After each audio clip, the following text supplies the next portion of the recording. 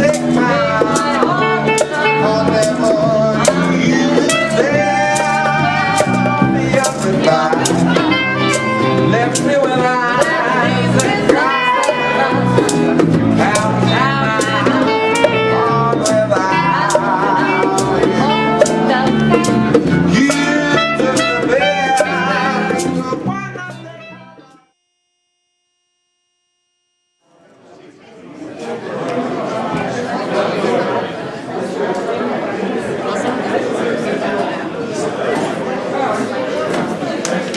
We're gonna watch you guys.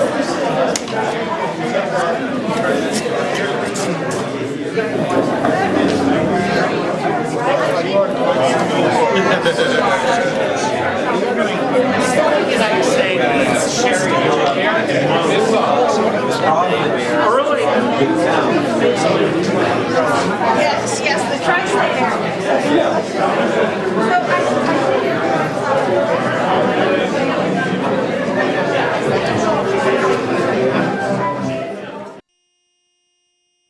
You know, I was looking over our union records, and this is the 10th year that we've been doing this.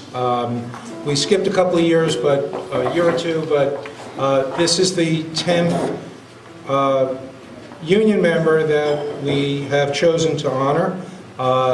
Tonight, of course, is Marianne Trail.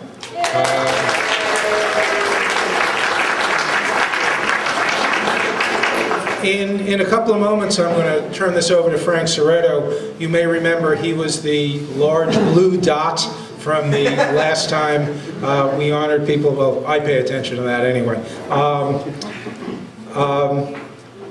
Marianne, I want to point out a few things. She has served in several significant positions in the college. She served as president of the Stockton Federation of Teachers. Not sure what she did, but she served there She was good at it. She was also president of the Faculty Assembly, and in this last position she did a lot. She got David Lechner to create a terrific website, which I thought was good, and more importantly, she made sure that Faculty Assembly meetings ended on time, which I'm eternally grateful for.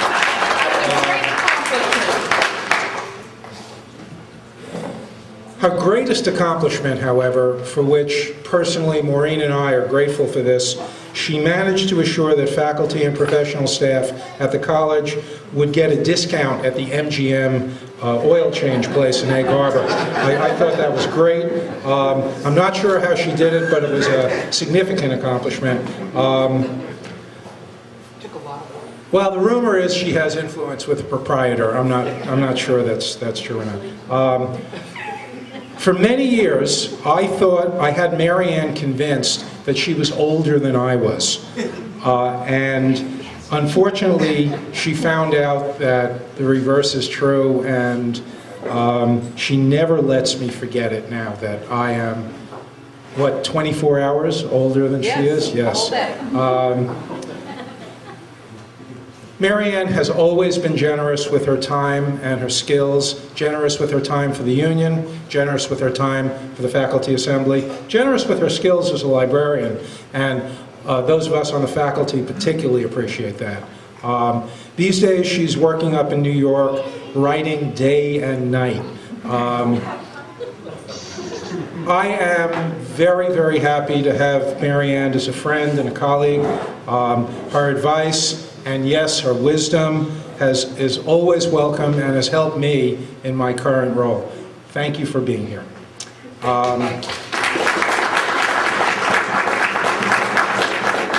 Frank is going to MC. He was the honoree last year, and that has been our tradition. So let the festivities begin.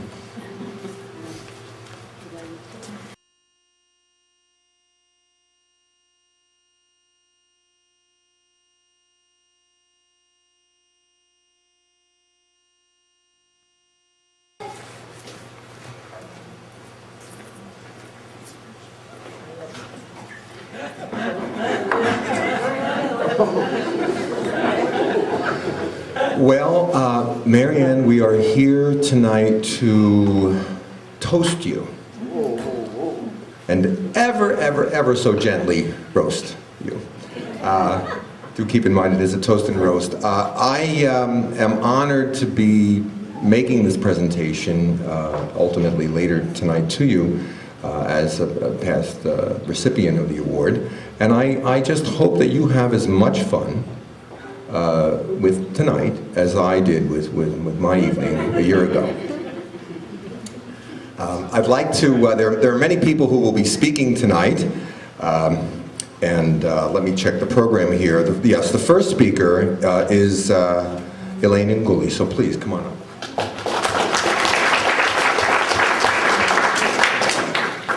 Okay. I'm honored to be able to honor someone who's not only a close and really valued friend, but a person I genuinely respect and admire in more ways than I'll be able to talk about tonight. I'm not quite sure when Marianne Trail and I first became friends, but I do know that when I first came to Stockton, and that was 2 decades ago, she was already here. She was, I soon learned, ready, willing, and able to introduce my public law students to basic legal research skills. I wasn't really sure why she could do that better than me, because I've been doing legal research for like 15 years, but my colleagues said, have her do it. And I quickly learned why she could. First, she actually started class on time. Second, she made them pay attention. And finally, it turned out that she knew things I didn't know. I mean, that was really true, and I was impressed. And I'm still impressed. I really don't know anyone quite like her. She has an amazing capacity to actually make things happen. She starts by imagining them, and she imagined that she could write a novel, and somehow she wrote a novel. She imagined she could cook a gourmet meal, and she not only cooked one, but she got the Atlantic City Press to write a story about it. At age 49, or however old she is, she imagined she could learn to ballroom dance. And so she learned to ballroom dance. Finally, and importantly, of course, she imagined she could lead the union, the assembly, and all women's investment club. And she did so with grace, energy, competence.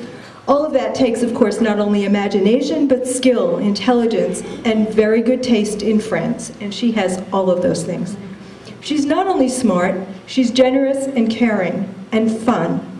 Notice I said fun, not funny, because I have this problem. I don't actually think Marianne is very funny.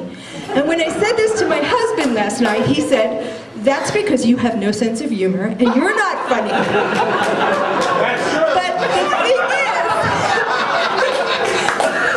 But the thing is, like, wait till you hear everyone talk. Nobody thinks Marianne's funny. It's not just me.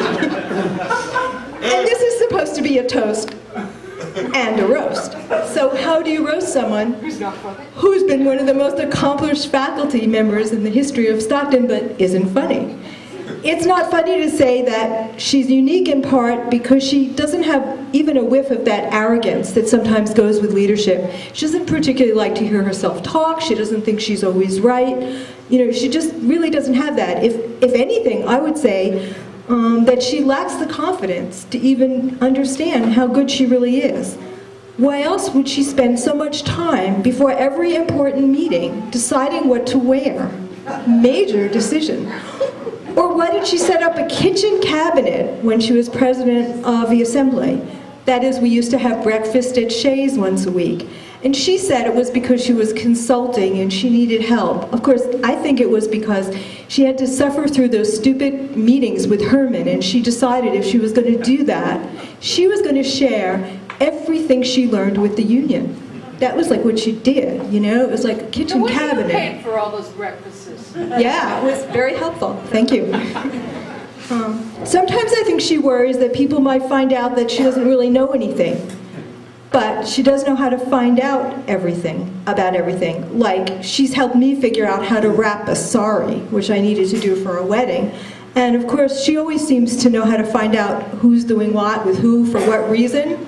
I don't know, she's really good at that. And she'll probably say that's what librarians do. They know how to find things out, but we all know that she does it extraordinarily well. Of course, when I think about it, she was an Army brat. And I think that does explain a few things. I suspect there are maybe some themes throughout this evening, but for sure it wasn't just my class that she started on time. I, like Mike, remember her preparation for her first faculty assembly meeting, and there were two things she worried about. What to wear, of course, and would the meeting end on time? She was bound and determined. And on time did not mean not 6 o'clock, not 5:45, not 5:35. It meant 5:30. And she was really happy when it was over because she looked good, and and it stopped. It ended on time. She was determined, and it did.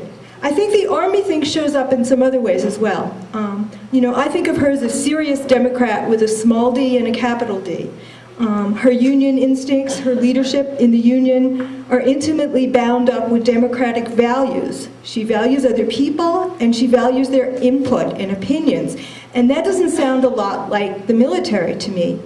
But you know what? She just does not identify with the corporals or the privates. She just doesn't. It's really clear that Marianne thinks like a general. In fact, sometimes she thinks she is a general. She likes it best when she's in charge. If you get out of line, don't try sending her any email, because she has figured out a way to send email from selected people to a spam box automatically. She never even gets them. It's one of those things she learned how to do.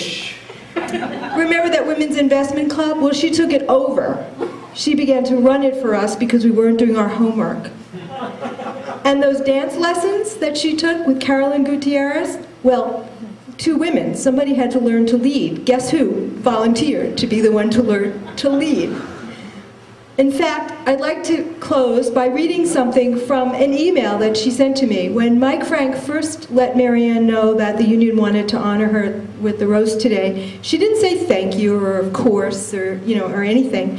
She said, I have to think about it, I'll let you know. And when she finally decided this really was an honor and that she wanted to, she sent me an email, and this is what it said. I'm thinking this could be really fun. What do you think I should tell people to talk about? Should I choose just one topic? Maybe I'll only ask women to speak. Shall I tell them how long each of them can speak? And my answer to her then, and tonight, is Marianne, you are a guest of honor. We love you, we toast you, we thank you, but you're not in charge of this evening's fun.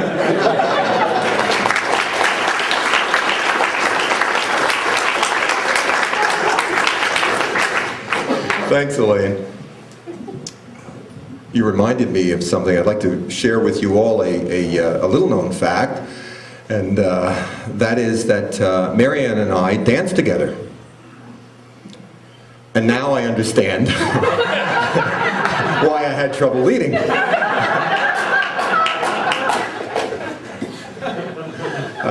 Next up, we have Cheryl Isley. Cheryl? There you are.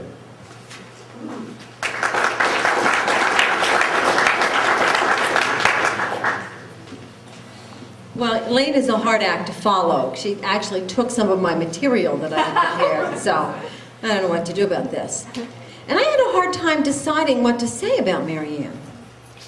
And actually, I'm enjoying the moment of sitting here watching her, wondering what I'm going to say. I have a little bit of power in this relationship for a change. Well, I decided that what I was going to talk about with Marianne was about the different roles that I have known her in at Stockton over the years. First, of course, is librarian. She's a great librarian. Elaine mentioned that she's a good person to help you out with anything you want. She even has an award there to prove it tonight. And she's always so nurturing when she helps you. You would never hear Mary Ann say anything like, "Stop clicking!" or something like, "I already showed you how to do that once." Never would those words cross her lips. Never, never. I have to be careful because she has a pen there for her rebuttal. Did you realize that? So you have to be careful when you come up here to speak. The next thing I want to talk about is Mary Ann's role as a teacher and as the coordinator for the Women's Studies program. We talked Mary Ann into doing that because she likes to be challenged. She doesn't like to just do the usual mundane routine things. She gets bored. She likes to be challenged. So we talked her into being the Women's Studies coordinator one year. Honestly, we didn't know there was a self-study due that year, Mary Ann. We really didn't. But you did a great job with that. But one of my fondest memories of this is Marianne was teaching a course called Perspectives on Women. We talked her into that. Oh, I think I found the one thing. And some of my fondest memories of Marianne are helping her get ready for this course. Because Carol, there's I can't believe you're doing this. I won't say real things. I'll just, just kind of hint at things. But there's a unit on women's health and sexuality in Perspectives on Women. And I have great memories of sitting in Marianne's office helping her say certain words. Not that she couldn't pronounce Who's them. laughing? Not that she couldn't pronounce them, she couldn't say them. It was then that I realized how strong a Catholic education can be, I'll tell you. Elaine mentioned her writing. Yeah, she does writing. She has 2 novels to her credit, which is wonderful. And she's always very willing to have her friends edit her work. And she's pretty gracious about it, actually. She accepts our suggestions, most of the time pretty graciously. Although she hasn't taken my advice about adding wizards and warlocks to these novels. I thought if she wanted to make some money, she needed to do that. And she is working on the sex scenes, I have to tell you that. Marianne has taken on several leadership roles, as other people have talked about here, so I won't go into that. I just want to say that I'm proud to be a member of the kitchen cabinet. It was a lot of fun, and she did take some of our advice sometimes, and we were always there for her when she needed to vent or talk about things. And I do want to talk a minute about another role that you're probably not familiar with because it's outside of Stockton, and that's her role as travel agent. 2 years ago, my husband and I traveled to England with Marianne and Marion. Marion is here tonight, and it's great. And I'm so glad Marion was with us, because if the 3 of us had been driving, we probably would have had a memorial service. But Marion was wonderful with her driving. But she warned us on this vacation we were going to hike. And hike we did. And that was okay. I like to hike. I don't have a problem with that. And there were things that were out of her control. She can't control the weather. And we hiked in rain, and rain, and rain. One day we were hiking at this town named Richmond, which is a lovely little town, and I actually went into a shop and bought a raincoat to put over my raincoat because it was raining so hard. But we hiked, we certainly did. And it certainly wasn't her fault that one of our hikes through some of those lovely pastures that we were on, and we happened to come around the corner and step on a dead sheep. That was not Marianne's fault. It's pretty funny. And if you look at the pictures here, when they're scrolling through, you'll see a picture of Marianne and Bill looking at a map when we were lost on the moors. I mean, we were lost on the moors. But it was fun. Certainly wasn't in her control. But lastly, I'd like to say the role that I value the most is that of friend. Marianne and I have developed a close friendship over the past 25 years. I can't believe it's been that long.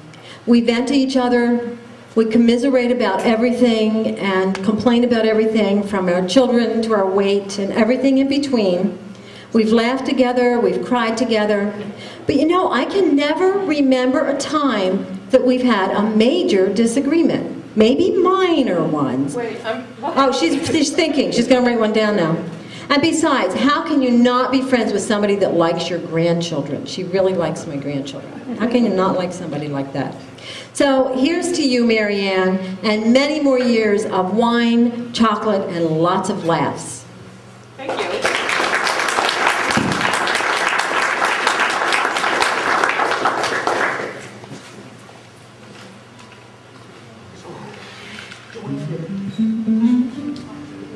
Thanks, Cheryl. Next we have a musical event. Apparently, Marianne has asked Dennis Fotia to sing a song for her. Or more to the point, Dennis Fotia told me that Marianne asked him to sing a song for her. But, come on up.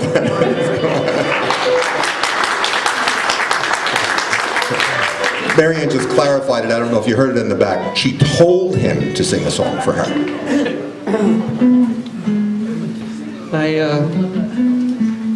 I'm very nervous. And I gotta tell you, anybody knows me, when I am nervous, I talk. That's the way I get through nervousness. Yeah. And you know, and anybody who also knows me knows that I ask a lot of questions.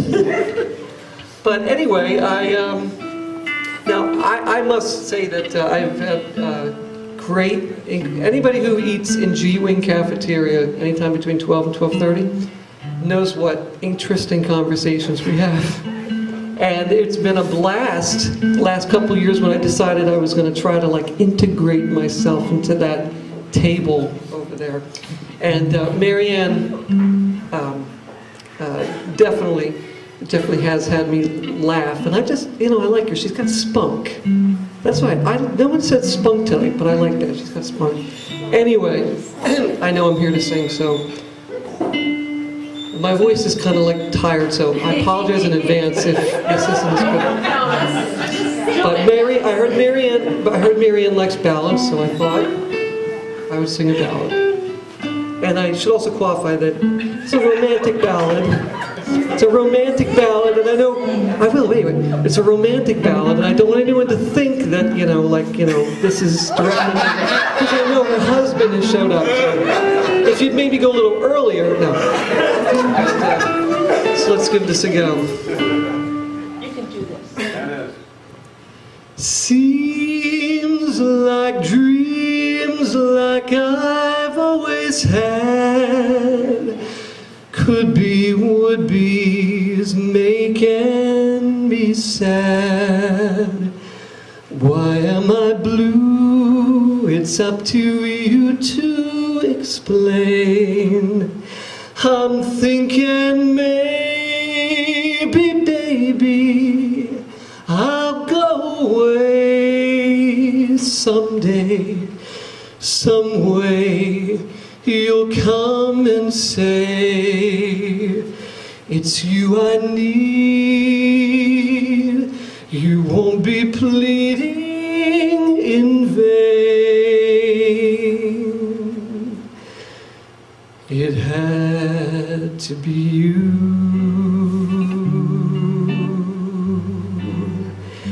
Just had to be you. I wandered around, finally found somebody who could make me be true, could make me feel new, and even be glad just to be sad, thinking of you. Some others I'd seen might never be mean, might never be cross or try to be boss, but they wouldn't do, for nobody else gave me a thrill. With all your faults, I love you still. Had to be you, crazy old you. Had to, oh, I knew I should have said old. Okay, go from the first. Roger said, don't say old. Start old. Had to be you, crazy you. Had to be you. Thank you, Roger.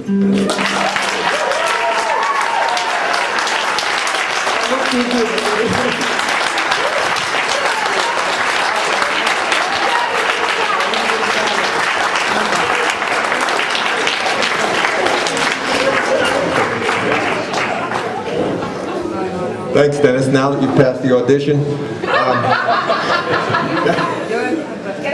Jack, he didn't mean any of that. Don't get upset. All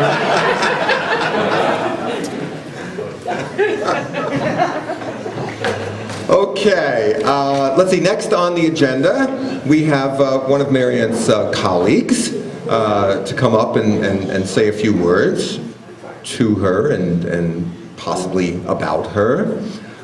Gail, would you come on up, Gail Baldwin?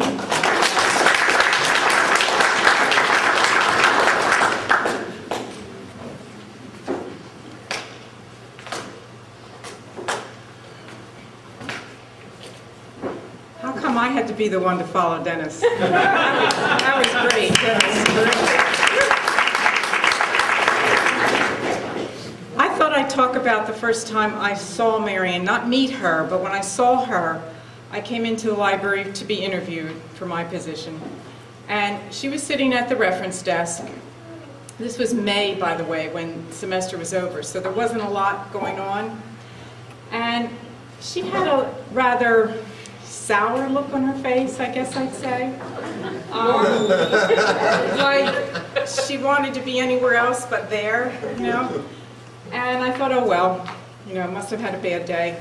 Went in, had my interview.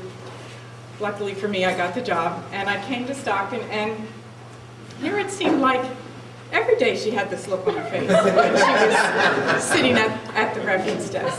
I thought, wow, you know, especially a little intimidated freshman, who's going to go up and ask her a question with that look on her face? So I finally said to her, I felt bad. I said, Marian, you really look like your feet hurt. And she said, my feet do hurt. And in fact, told David Carr that at a meeting one time. She told David that she based how busy she was on how much her feet hurt, and her feet really hurt. She was really busy. Okay, that's the one roast thing I have. The rest I have is toast stuff. It's so true, Gail. Marian is kind of the social organizer in the library. When things do get a little bit down and boring, she finds exciting things to do and reasons for us to get together and have a non-party or whatever reason there might be. And when I first came to Stockton, she made it a point to come to my office and invite me to come to lunch. So Dennis, I got to be part of that table before you did. But that was really important to me because working in the library, especially in tech services when I don't get to meet the public, you know, that for a while was the highlight of my day to come to lunch. And she introduced me to, actually, all my friends that are not in the library, Marianne probably introduced me to. The one most important one is Ken Harrison. I'm sorry he's not here tonight to hear this because she introduced me to Ken right away, and we found that we both played tennis. And that, of course, if you know me, you know how important that is to me. And I became part of the tennis group on Saturday mornings when Bill Sensiber retired. I guess much to Michael McGarvey's chagrin, because then he got stuck playing with me. But anyway, you know, Ken and I have had all these fun years of playing tennis, so I really owe that to Marianne.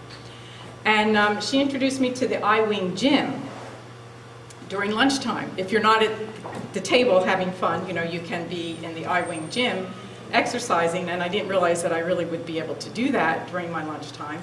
Now, I haven't seen Marianne there anymore, but I'm still there every time. But actually, no, again, that's a roast part. Marianne goes to the big blue gym, so she gets even more exercise than I do. I didn't bring my glasses. I think the area where Marianne has been most influential for me is the union. In addition to inviting me to come to lunch, introducing me to her friends, when she was president of the union, she said, Gail, why don't you come along and see how you can help out for professional staff? And I did, and I think I was a help, and it just was really, again, a nice introduction to more people, more things happening on campus. And I liked it more than I thought I would, and I stayed with it, I think, even after you were president. So that's really my biggest thanks for you, and why I get a lot of pleasure coming to these events, and I may not have been able to do that if it hadn't been for you. So thank you, Marianne, officially. Thank you very much. And I hope your feet feel better.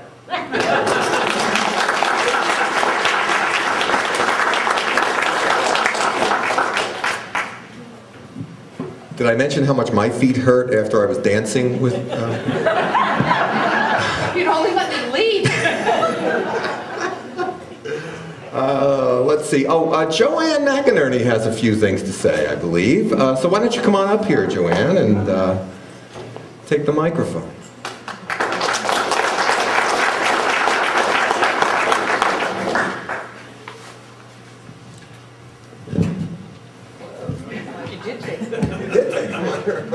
I did take the microphone. Actually, I put together the slide presentation here today, and you know, they wanted me to be sneaky and get some of these early photographs of Marianne, and I finally figured out there was no way to do it, so I just asked her for them. So she picked out the childhood ones and graciously let me put them on there. After that, I got a little sneakier, and I got Linda Feeney to help me move a few body parts around, which I greatly appreciate. I wish it worked in life. But, you know, this became a real learning experience for me doing this, and I had a number of my fellow colleagues and students. You know, I'd be doing this in the classrooms, and students would tell me what to do. You're famous on campus now, by the way. Which one? Well, you know, do you realize what body's on that one picture? Yes, Britney Spears. Britney Spears, right. So do a lot of other people know that now,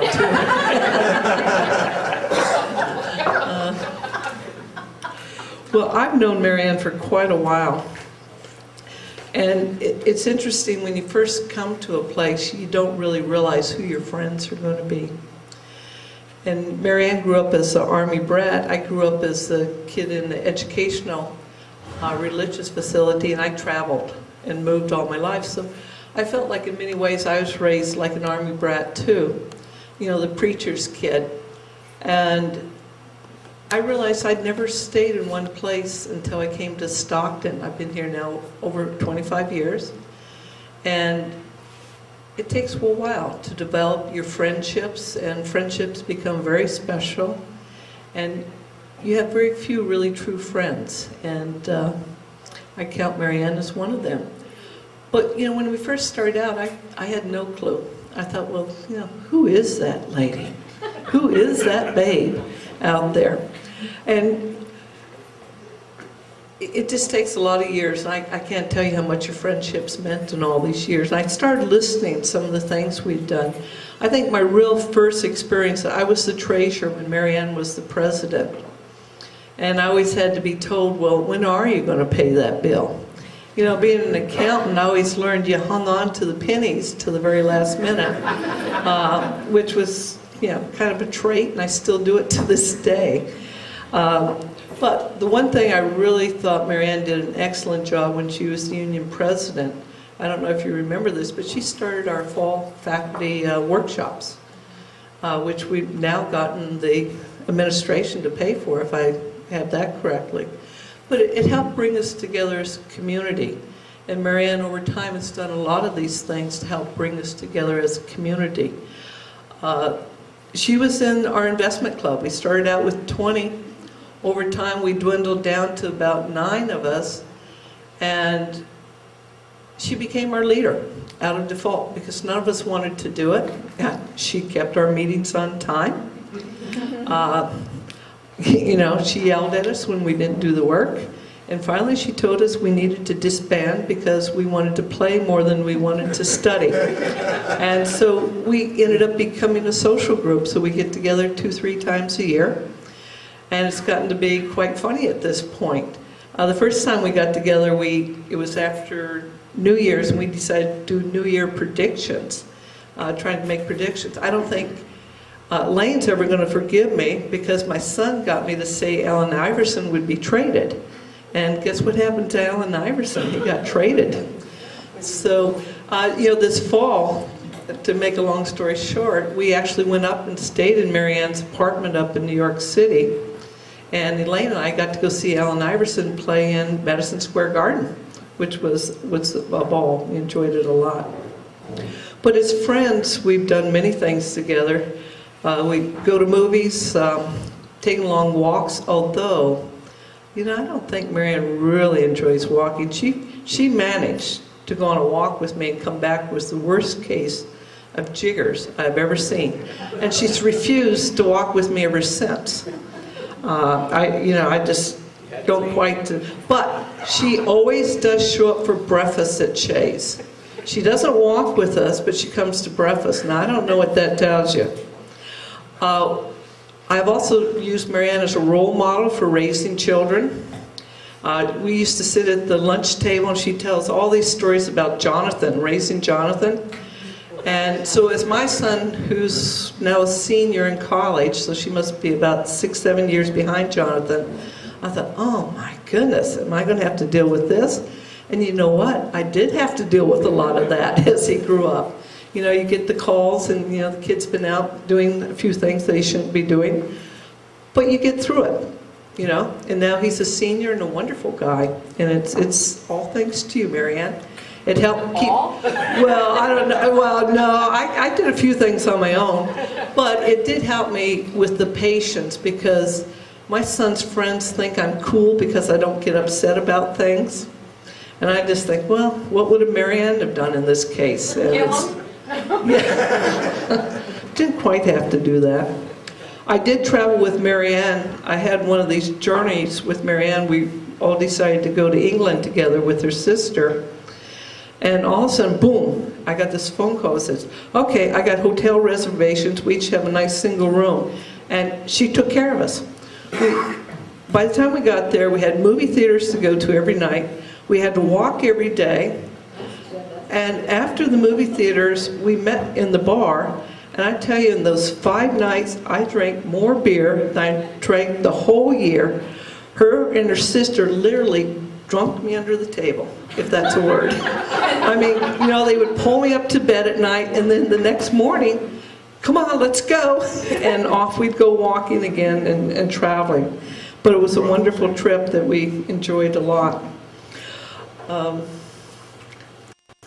You know, I don't quite know what else to say, but I really enjoyed your friendship. And I can't say when you first became a friend, but it's there. It's happened over time, and I really appreciated it. To the point, whenever I need a lift to pick up my car that's broken down, I give Marianne a call. Thank you so much. Thank you.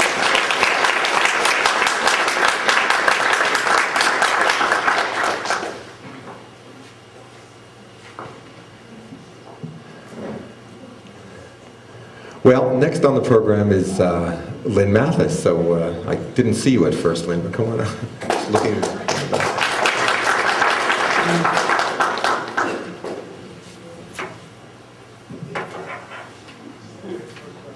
I get to speak for the new faculty. I'm younger than all the rest of these people who've been up here. Haven't been around nearly as long. Marianne was one of the first people I knew. You know, you get to know people rather quickly when you go to conferences with them and you room with them.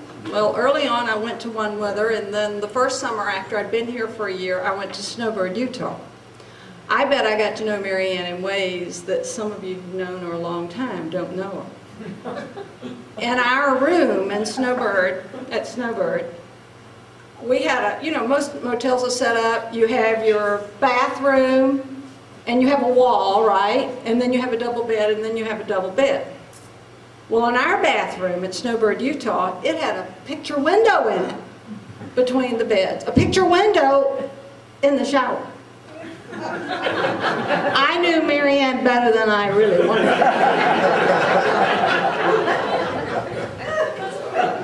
You were peeking. And now I understand why Elaine wanted me to talk about shopping tonight. When Marianne, now I know, she always wants to know what she's going to wear somewhere, right? We have to look at it all. She calls me when she wants to go shopping. She says, Lynn, you want to go shopping? I need 2 pair of shoes, or I need some shoes, and I need, you know, some new summer blouses. You want to go shopping? Sure, Marianne, I'll meet you at Macy's. We go to Macy's. I've looked at 2 tables of shoes. Those of you who go to Macy's know there must be, what, 20 tables of shoes. I looked at 2 or 3. Here's Marianne with a bag. She says, Lynn, I found my shoes. I'm going to go over in that corner and look at blouses. I said, Marianne, did you find anything? Yeah, I got 2 pair of shoes here. Did you try them on? Yes. She's already paid for it. Marianne shops like a man. She says, I'm going to go over here in this, so when you finish looking at shoes, come over here in that section, and if you don't see me, I'll be in the dressing room. Well, I look at shoes for maybe 5 or so minutes, and I think, well, you know, she's over there waiting for me. I can't find shoes that fit anyway. I might as well go on over there and help her look for blouses. I get over there, Marianne's nowhere. I go in the dressing room. She says, I said, Marianne, have you found anything? She said, yes. Look at this blouse. It fits me good, doesn't it? I said, yeah, it fits you perfectly. But have you looked at your face in the mirror? She looks, and I say, kind of makes you look puke green, doesn't it? And she says, yeah, but this blouse is only $4.95.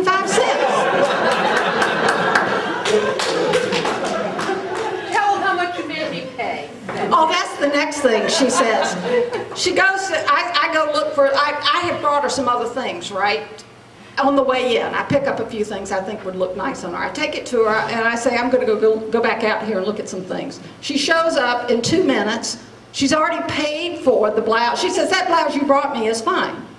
So I say, okay, and I'm looking at a few, except she says, I paid more for that blouse than I've ever paid for anything. I don't know, she didn't look at the price tag till she, you know, pulled out her credit card. I don't know what the story is. But anyway, I'm kind of looking at things and she says, you know, Lynn, we've been here in the store 45 minutes. I'm kind of tired. Let's go home. So, you know, if you don't have much time, fine, you can shop with Marianne. As a new faculty member, though, I can tell you Marianne is a great resource. Anything you want to know at Stockton, anything you want to know in the area. She's lived here 100 years. If you need to remodel your bathroom and you need a good place to find a vanity, she knows where to go. Just ask her. If you get stuck in traffic somewhere between here and, say, the Black Horse Pike or so, and you're looking for an alternate route, call her on the cell and say, Marianne, I'm here. Tell me, how can I get out of this traffic? She knows the alternate route. I'm not the only new faculty member that feels like Marianne's helped us. Let me read you this statement from Laura Zucconi. She says, I arrived at Stockton just a couple of weeks before classes started. I walked around the campus, getting to know different places and keeping a journal of helpful notes about the cafeterias, the RU office, and the library. Can you imagine taking notes? Sifting through some papers at home recently, I came across a little notebook. Written inside, under library, was the line, Marianne Trail, in charge of the library. Dash, she can really tell you things. I marvel at my early innocence. Marianne, I'm sorry I can't be here tonight, but I would like to say thank you for all the information and advice you have given me. Laura Zucconi. I have to say that in my own experience, Marianne is one of the most generous people I've ever known, and I'm sure that many of you found that too. Also one of the most, you can always count on her to give you the benefit of the doubt about what you have to say. She listens, she hears you out, and then she may, you know, call you on a few things and say, yes, but have you thought about it this way, or this is really what happened, Lynn, regardless of the way you seem to see things right now. She's been generous to me and to many other faculty members. I live about an hour away, cold, rainy, dark nights where I'm here till late at night and have to be back early in the morning. She says, you know, I got this extra room over here. You can stay over and sleep if you want. Of course, one semester I had to share it with Adam Adamo. Greg Adamo. Greg Adamo. I had to share the bed with him. She says, no, not at the same time. Although, if you want to share it at the same time, you have to pay for it to stay that night. She promised me that she, you know, wash the sheets and change the sheets. Although one night I forgot my toothbrush, and she said she had a spare toothbrush. I decided to pass on that one.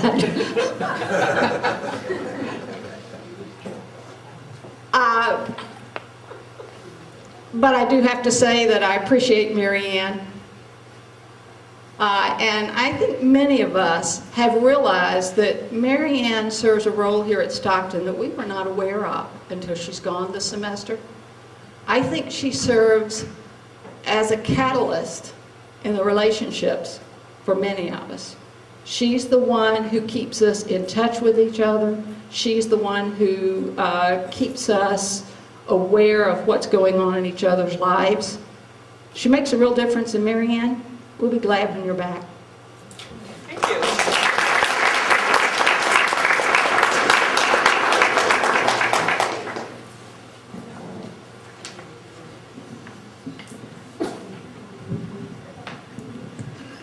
Dave Emmons is also not able to be here tonight, but he did write down a few words, and they've been passed to me, and I've been asked to read them. For the record, I will not be doing a Dave Emmons impersonation. Frankly, there are so many who have come before me who have done much more. Mary Ann, I am sorry I could not be there to catalog my thoughts at this much-deserved toast and roast of Mary Ann Trail. This occasion is, like many of my books, long overdue. One could speak volumes about Mary Ann. How she has inspired a generation of students, so that George Washington's presidential address would be shelved next to Maurice Washington's on the line playing tackle in the NFL.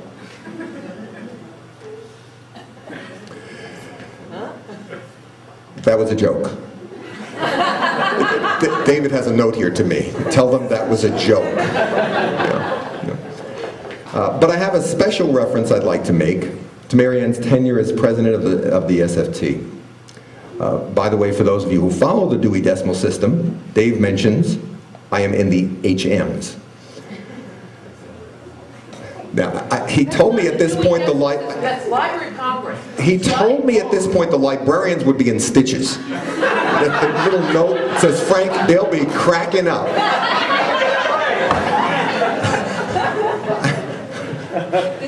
But apparently, none of you are funny. Okay. So, Mary Ann served as president of the SFT for 4 years, the first woman to endure in the position at Stockton. She was, during most of this period, the only woman who was the president of an AFT local active at the state level. During all of this period, I served as a delegate to the New Jersey Council State Colleges Local, our parent organization, and dutifully attended council meetings with Mary Ann. You'll notice soon, by the way, a theme will emerge. Our best work is often hidden from view, and some of Mary Ann's best work was done on the executive committee and at the meetings of the council. You need to understand that council meetings with theater, circus actually, better than off-Broadway, better than Barnum and Bailey's. The council was dominated by old, often fat men whose moments of fleeting glory in the salad days of left-wing movements and aspirations had long since passed. So, no disagreement there. So they transferred their idealism to the union, of which many of them were founding members. And they found in this safe niche of council meetings, over sumptuous buffet dinners, the final resting place for their idealism. Important decisions did get made at council meetings, but only after endless debate, militant posturing, nostalgic storytelling, and ideological harangue. The old-timers rose and spoke to the ceiling while nobody listened. Ralph Bean, our longest president, was so disenchanted with these affairs, he would not attend them. Ralph would only run for SFT president his last time out if he did not have to attend these meetings. Mary Ann Trail was pushed from behind the curtain into the midst of this stage show. She was a bracing contrast to the old men there. Sobering, sarcastic, practical, and focused. She quickly earned the respect of her colleagues, who preferred to dote on the remembrance of things past. She was the only local president I can remember who could shut down the pontificating. She was the only president who could capture everyone's attention and get everyone to listen. It would be hard to Do believe. we go to the same meetings? And here's the emergent theme. One of her small but vital accomplishments was getting a resolution passed that the council had to vote on extending meetings that threatened to last beyond 9 p.m. So for merely enduring council meetings, but also commanding the respect of others, for getting business done, and for getting me home early, I toast you, Marianne Trail, tonight.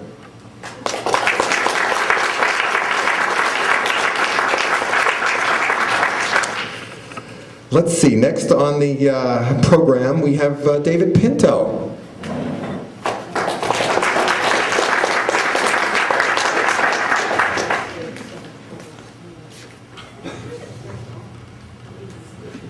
This has been a fascinating process.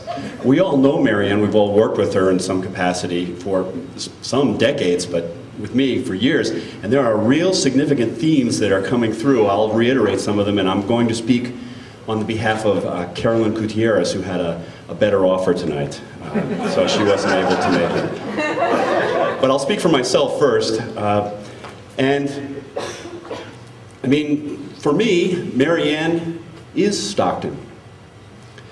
Yeah, I applied for my current position in January of 2001, and I waited for 2 weeks, and I waited for 4 weeks.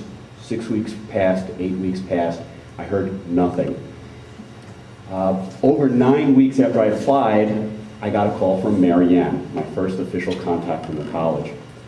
And she asked if I were still interested in the position. I thought she was kidding because I had written off, and I said so. I said, I've written you off because I naturally assumed you had hired someone else, and they had already started working and had been there for a month and a half. And she informed me that at Stockton things move slowly, and that they were just getting to the process of setting up phone interviews. So she was my first official contact, and frankly, it was a very good first impression. I will note that I had good friends and close workers with two old Stocktonians, Kevin Sullivan, who was in philosophy, and Mike Haynes was some form of dean in the old days. So I had heard all the stories, but I hadn't had any current contact, so my first impression was an excellent impression. I want to tell you that I have enormous admiration for Marianne. She is remarkable. And in the library, that's very significant. Librarians are faculty members, and there's a number of them here. But sometimes we don't get no respect because we do something that's slightly different than the teaching faculty who teach full-time. And Marianne has really been a trailblazer, so to speak. She always complains when I use that term. And with her, I use it frequently because it's true. She, as has been mentioned, she was the first librarian to be president of the Assembly and president of SFT. You might also be interested to know that she's the first librarian who ever got promoted to Librarian 1, associate professor in the library, and is now the first librarian ever to be awarded a sabbatical. I believe that's true. So that's significant to us.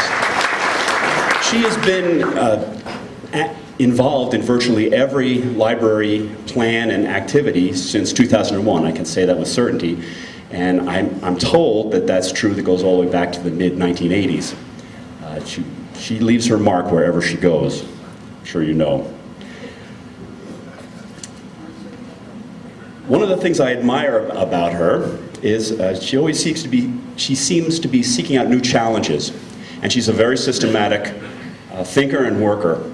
And so she, at one point in the not too distant past, she felt that she had done librarianship.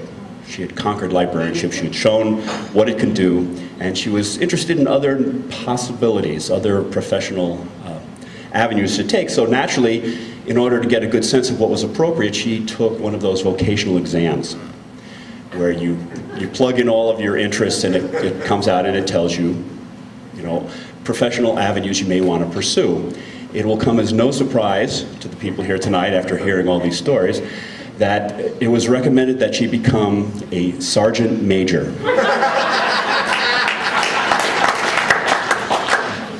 She's still working on deciding to do that, but my recommendation is if the combat boot fits, you should wear it. Marianne is not easygoing. She's not laissez-faire, and she is not wishy-washy. She is demanding, articulate, painfully forthright, and I'm sure, I imagine Jack would agree with me that she's all too often actually just right.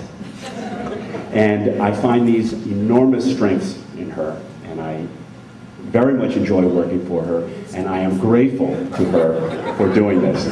Jack was shaking his head, so I don't know if you caught that last one. But it's a real pleasure, Marianne, and you're missed for your sabbatical, so we do expect you back. It's in the contract. I do want to find out, Joanne mentioned that she had stayed overnight in your apartment, but you said in order to do that you had to feed Jack for a week. That's right. Did she? No, she didn't stay a week. I told her to get the Nutrisystem, so she ordered a box. Okay, well there's a system, okay. I just, because we're all planning to stay in New York. As I mentioned, I'm also Carolyn Gutierrez, a close friend of Marianne's and a librarian one in the library. So please think of me as Carolyn. Marianne and I have worked together almost 20 years, so I know a lot of stories, but most of them I would never air in public. She might hurt me. One thing I can say, though, is Marianne is a force to be reckoned with, aggravating at times, infuriating occasionally, but also inspiring, and never, never boring. Marianne has drawn me into adventures that I would never have tried on my own. There was a time a few years ago when I casually mentioned I would like to try something I had never done before, cross-country skiing. Almost before the words were out of my mouth, she had booked a ski weekend somewhere in the wilds of Pennsylvania for the Trail family and me. Marianne's already laughing at this story. We set off to work on a Friday in two vehicles. Marianne drove mine and Jack followed in the truck. Now, it was our misfortune to pick probably the absolute worst weekend, weather-wise, for this trip. A warm front met a cold front, and the result was a veritable deluge. Visibility was terrible. When we came to Pottstown, police were directing traffic to evacuation routes away from the center, which was completely flooded. Our troubles did not end there. Road signs were either non-existent, misleading, or unreadable in the pitch black and driving rain. After fording a gully, the water up to the top of my tires, we finally arrived and celebrated by guzzling a large bottle of wine. It was a gallon. A large gallon of wine. All gallons are the same size.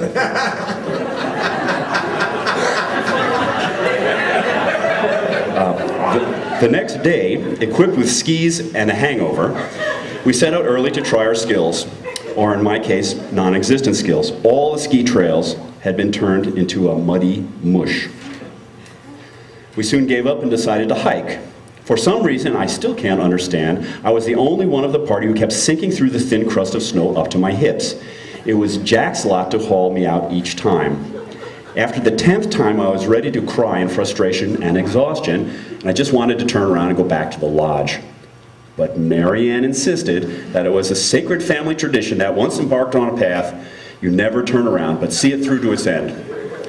Napoleon probably delivered a similar speech to the troops in Russia.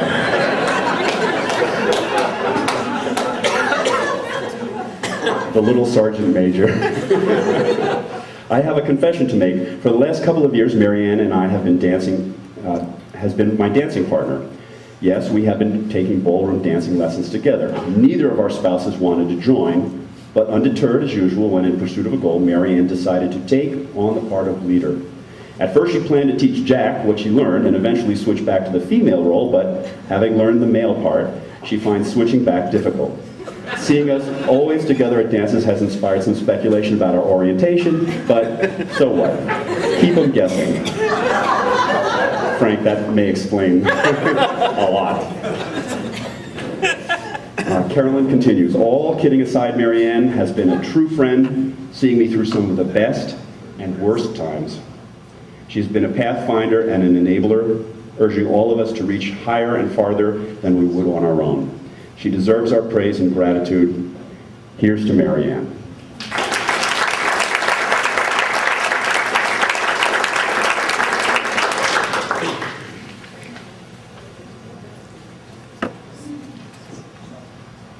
How you doing, Mary Ann?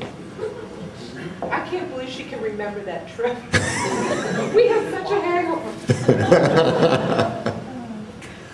Well, listen, we're all very, very happy to be here with you, and I'm especially happy to invite the next speaker up. I'm sure that we're all looking forward to hearing these next comments. I understand that Marian, your daughter, would like to come up and say a few words. Looks like a surprise, Marianne. It wasn't on my list.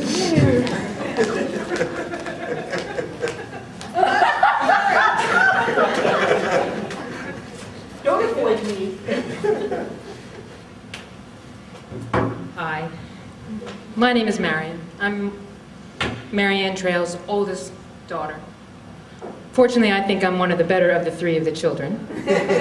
Unfortunately, I am the only non-doctor child, but I have the fortunate being of living in a Caribbean island, Grand Cayman, and I happened to come here yesterday and was invited to speak tonight. My brother was asked as well, but unfortunately he's had to work this evening, was unable to make it.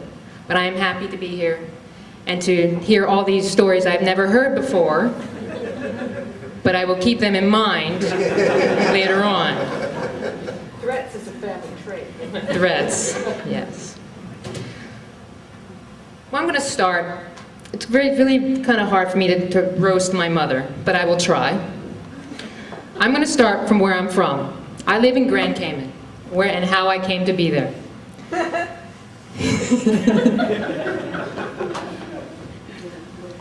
I went to graduate school at Rutgers University in New Jersey, right?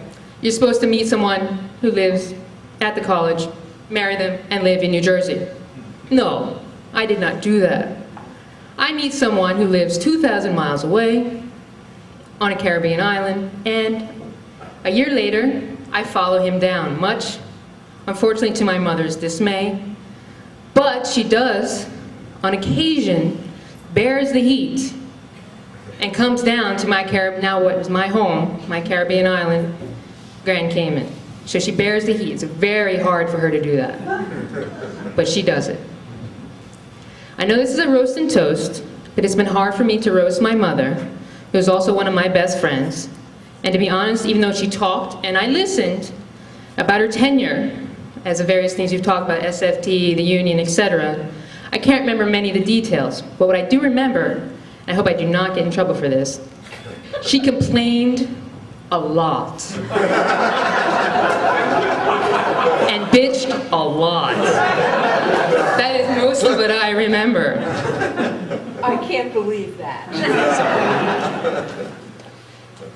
I digress.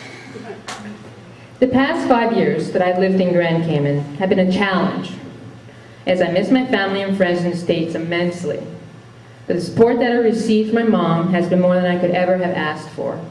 And though she hates the heat, she does come to visit, and she visits my Caribbean island, which I now consider home. And just because I've received support from family and friends here, that I can consider it my home. And I can come visit whenever I want to, even when I have to drop from 85 degrees to 45. Very hard. Living with my mom and dad for a year after graduate school, before I moved to Cayman, was one of the best years of my life, and thank God my husband is not here, because he would be very upset. As we were able to do mother and daughter things, as well as become better friends, such as shopping and talking, etc. And it's been one of the aspects of my relationship with her that I miss the most, talking on an everyday basis, especially in the mornings before we went to work. So Mom, this has been more of a toast to you than I can't really do a roast. This has also been a great honor for me to be involved and to be invited to do this, and I appreciate it very much. So basically, the question is, where do we go from here? And as always, I love you, and thanks for being you. Thank you. Thank you.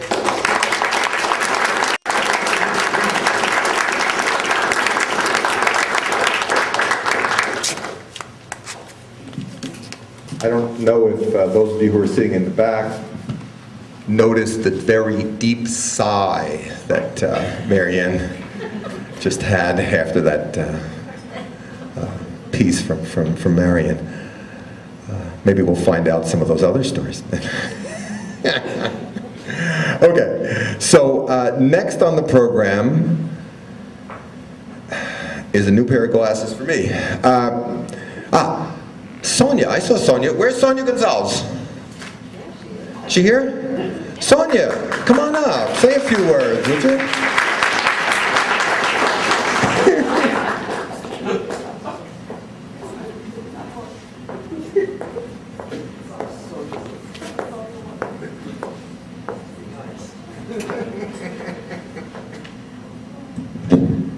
I broke it. One of the benefits of coming up later is that all the things I plan to say have already been said by all the other people who came up to toast Marianne. Certainly Lynn stole some of my stories, and I definitely was going to lead off with Utah. But I got to tell you, this couldn't have happened at a worse time for me, this event. Started the morning in Queens. I stopped on my way down from Queens for a meeting at Monmouth University, got right back on the Parkway, and came down here where I promptly got lost. And on my way down, I rang home, and my husband said, "Don't go, you're tired, you know, come on home, Marianne will understand." I said, "You're kidding." I said, "You do not know Marianne. She'll make me do penance if I don't show up tonight." I actually do know Marianne, and like many of the other speakers tonight, we've spent a lot of time together. We've actually been away on 6 or 7 conference trips together. And very early in our relationship, we established a pattern. And when I travel, I keep a very loose relationship with the details. It is that very loose relationship that got me on the Parkway, not knowing where I was going, and phoning everybody, trying to figure out where is it that the thing is going to be. So I don't get any information. I just put it all in a folder and get on the plane. Well, the very first time I went away with Marianne and we got to our destination, she not only knew the hotel information, she knew the village information, the state information, she knew where the library was, she knew where the liquor store was, and she knew all the restaurants in the hotel, what their dress code was and when we could go in. So, being the easily conditioned organism that I was, the next time we went away, I did absolutely nothing. I just showed up and followed instructions. Now, the instructions don't stop at getting there and getting organized. Every morning at breakfast, she meets you with a list, and it says, these are the sessions that I'm going to. Now, if Stockton's going to get the best bang for their buck, you don't want to follow me there. You want to pick some other one. She suggests that, she says, of course, if you don't want to do that, that's up to you. But I'm no fool. I know when the plan is laid, and so I go where I'm sent. And then in the evenings, we have to debrief one another and set off for wherever dinner is organized for the night and follow the instructions. As most everyone has told you, Marianne is a very, very organized woman. That's what had me in February in the cold. And those of you who know me know I fear the cold. February, I'm standing outside a panda cage in Washington, D.C., shivering because it was on Marianne's list of things to do while we're in Washington. That's what had me trying to scramble up a mountain in Utah when I really have no conditioning, no strength, no athletic ability, because it was on her list of things to do. That's what had me trying to climb down a mountain in Vermont behind Marianne when I was really planning to take the lift, both up and down the mountain. And it is that when I got to Puerto Rico last winter, I didn't even know my hotel. I just got off the plane, flipped out my cell phone, rang Marianne, who was already there, and say, okay, what's the plan? And she says, turn right, talk to the man on your left, follow him down. You know, she's got it all organized. Now, in that way, we're very, very different because she's super hyper organized and I'm very loosely connected to details in a lot of ways. But in one way that we're very, very similar is that we're both sort of pathologically over-involved in our children's lives. And although we're working on the pathological part, we're hoping to sustain the over-involvement part for a long, long time to come. We have a bunch of weird food-related rituals that I want to tell you about. One is about blueberries. So every July, Marianne and I go to a blueberry farm and we get blueberries together. I always get as many as I think I need, but it's never as many as I'm going to need. Marianne always gets more than she needs because she wants to barter later on. So we both go get our blueberries and come home, and about January I'm tapped out. My children, me, everybody. And she starts charging me for blueberries. You know?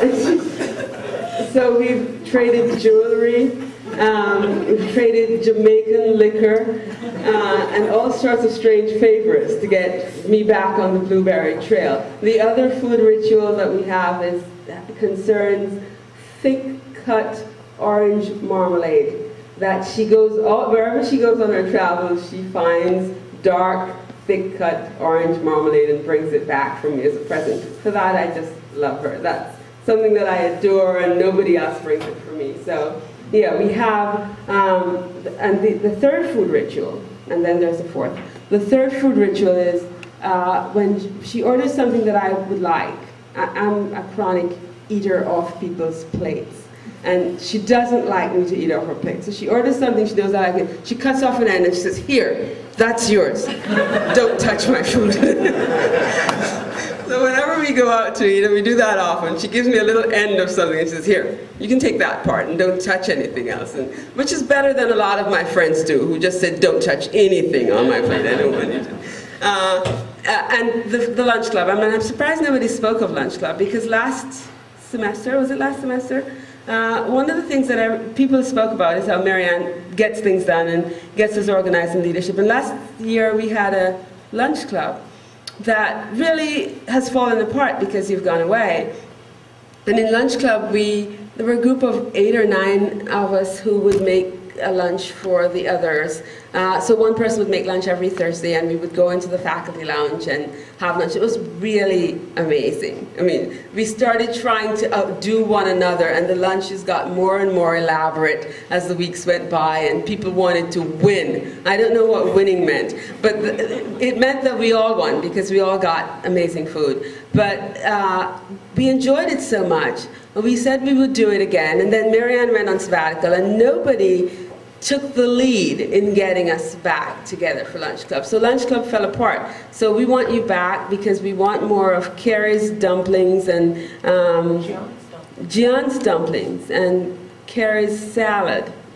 That was the amazing salad with the mango in it, wasn't it? Yeah. All right. So I have to say that one of the things we both have in common is that we both value our friendships enormously. We both nurture them and support them. Marianne has been an amazing friend to me, as she is to all her friends. Very supportive, very nurturing. And as I was part of the kitchen cabinet, and she feeds us very well. I would say it's a toast to you, Marianne. All the best. Thank you.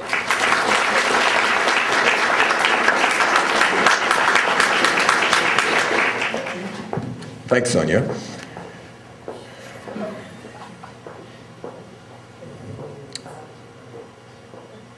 8:14. Okay. Apparently, this is going to have to be the last speaker. Marianne has given me instructions that by 8:20 this has to really be over.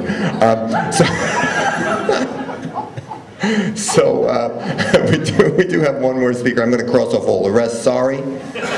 I know you had some good things to say, but listen, you're out of time. Jill, would you come on up? Jill Gerhardt-Powles is going to be our last speaker.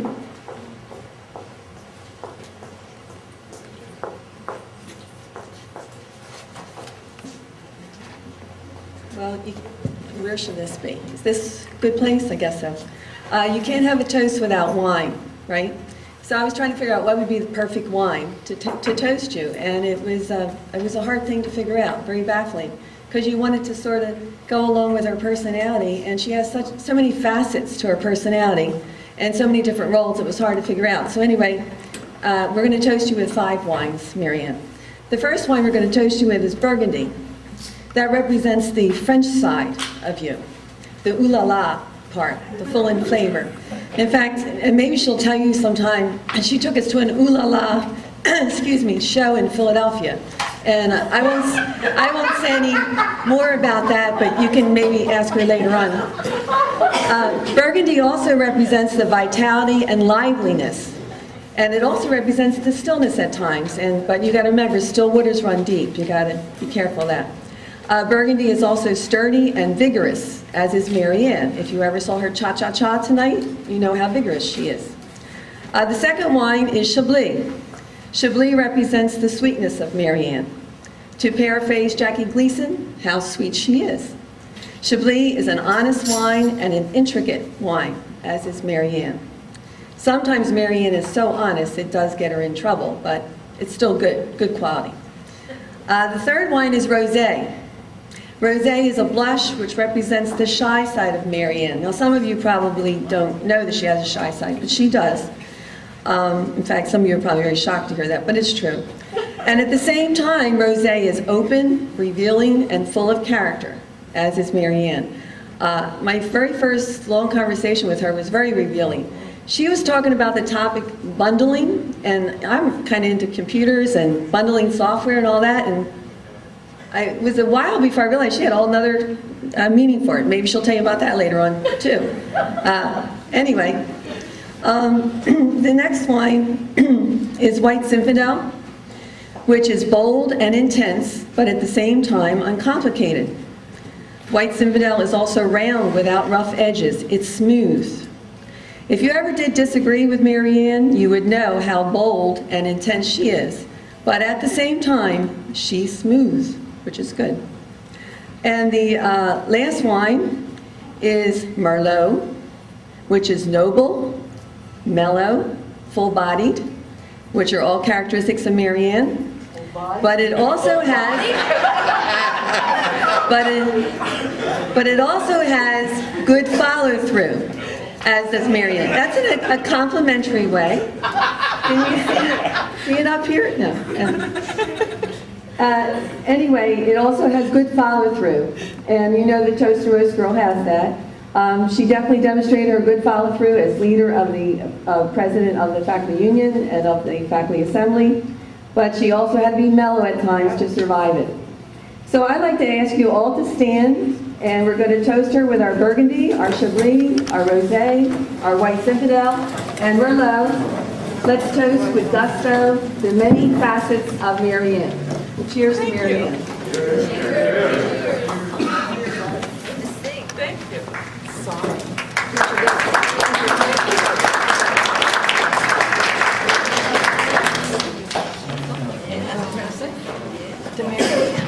Well, Marianne, come on up.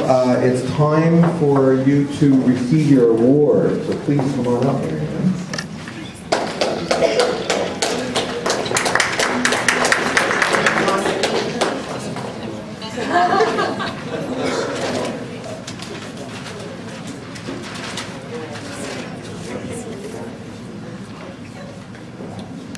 Marianne Trail, it is my distinct honor and pleasure to present to you the Dusty Award. I'll read from the award itself. Marianne Trail, a woman of distinction, wisdom, and purpose. Well, thank you.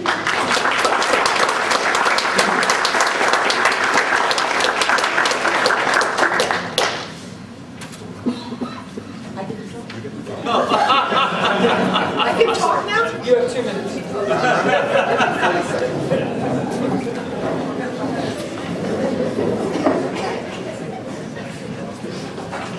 Stockton's been good to me.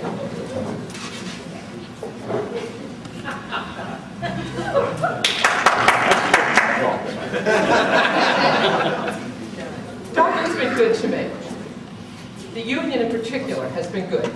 And I thought I'd share a little bit of some of the things that I've learned over the years while I've been at Stockton. And this is in no particular order, but the first one is that a support network of family and friends are important. And let me give you some examples of why they're important if tonight's not enough. For instance, when I first decided to run for president of the union, it was 1991. And the other daughter, I actually said to her, well, I'm thinking of doing this, what do you think? Oh, what a great idea. I want to run for president of the 8th grade class. We can be presidents together. Thinking, union president, 8th grade popularity. Well, she won and I won. And 1 year, she's out of office. 4 years later, Ralph finally got me out of office. My daughters have been some of the most supportive readers that I've had.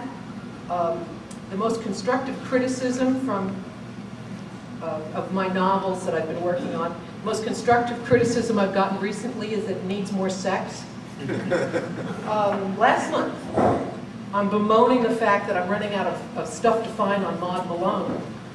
And I get an email from the other daughter. Don't be in such a rush, Mom. After all, it took Gandalf 20 years to find out, to identify the Ring of Power. Good research takes time. Well, I think Gandalf lived 3,000 years. I don't intend to stay at Stockton quite that long. Emails. If you want people to read your emails, send a recall. By the way, recalls do not work on a distribution list, as I found out. Now, when I start to read this email, those of you who remember it, please raise your hand. I want to thank everyone who came to yesterday's meeting.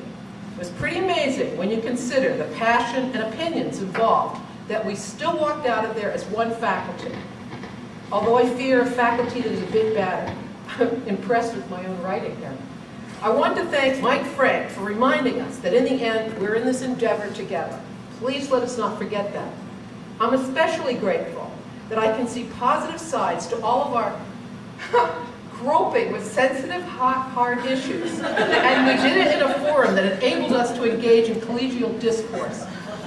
That email caused such, I couldn't believe it when I reread it over.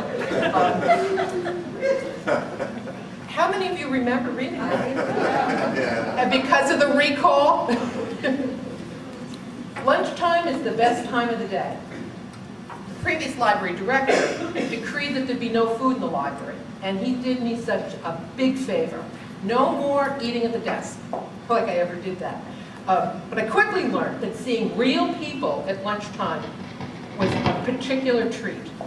And if you can get the lunch table onto politics, the president, or sex, the discussion becomes immensely interesting.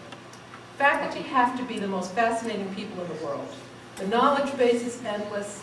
They're more than willing to share as long as you'll listen. And most are pretty funny. Sorry, I'm not in that category. And fourth, go to conferences outside your discipline. It can be so expanding. It didn't take me long to realize that library conferences are not very exciting. Rather than stay at Stockton and let someone else use my travel money, I tried some teaching conferences with Sonia, and some faculty resource network conferences with Sonia, and New Orleans and Washington, D.C., and several other places. Rough. It was rough. Last November, while roughing it in Puerto Rico, attending a resource network symposium on the millennial student, I learned about the Scholar in Residence program at NYU. And guess where I am this semester, in a paid apartment, one block off of, and a few other cultural additives. And finally, doesn't everyone organize their spices alphabetically? And their books by genre? I mean, doesn't everyone? Alphabetical within color. Yeah. Thanks. What's the second word? And the space doesn't count.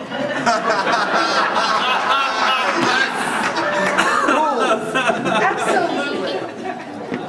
It's been a wonderful night. Thank you so much. I have really enjoyed this.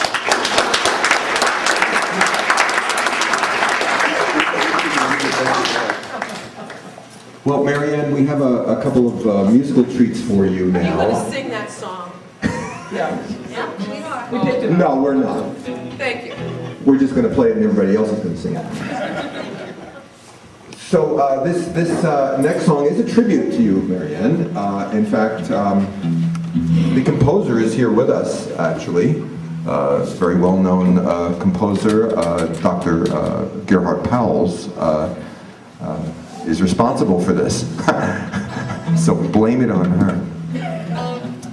We'd like to ask you all to sing along with the choruses, and we've actually labeled which ones are the choruses, so that might sort of make it possible.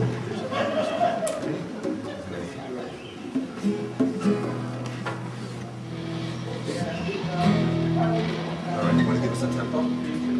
Get the tempo going. Is that good?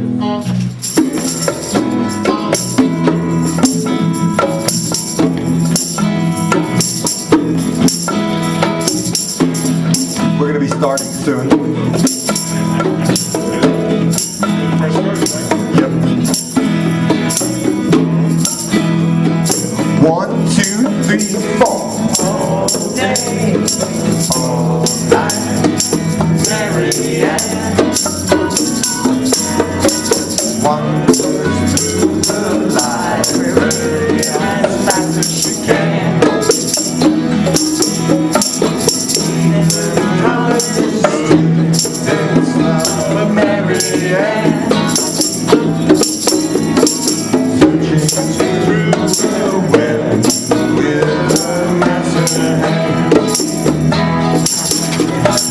Marianne, oh Marianne, oh you Marianne, leads the lunch discussions with a whip in her hand.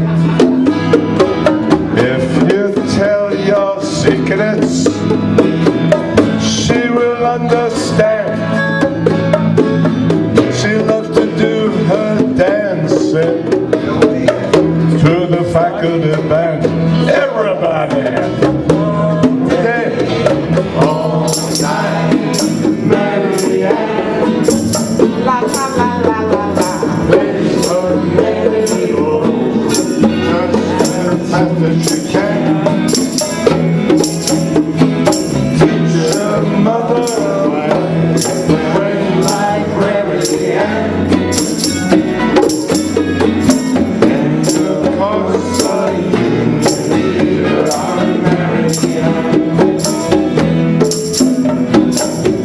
Marianne, oh Marianne, oh you crazy Marianne, multi-talented woman, mastering all she can, photography, cooking and dancing, with a book in her hand. If she reads it, she can do it. That's Marianne. Sing along! All day, all night, Marianne, you wild and crazy girl. Plays the melody as slow as she can. Teaches her mother when librarian.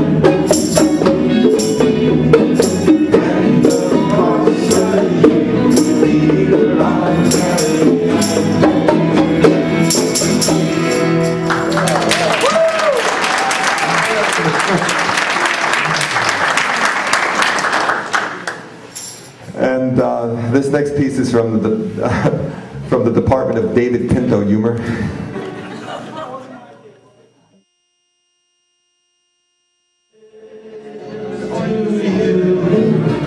Tell me